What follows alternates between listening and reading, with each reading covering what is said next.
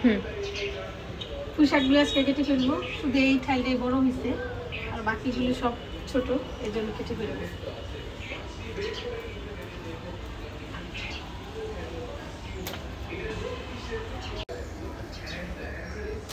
খারাপ লাগতেছে এই পুঁই শাক গাছগুলি বড় হয় নাই, এই জন্য কেটে ফেলাইতেছি।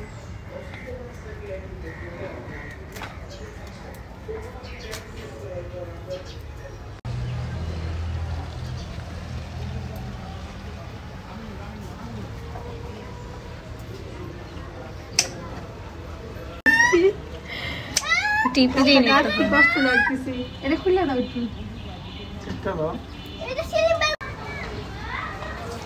পুঁই শাক রান্না করবো আজকে চিংড়ি মাছ দিয়ে, আর নিজের গাছের শাক, দেখতে ভালোই লাগতেছে কিন্তু কষ্টও লাগতেছে।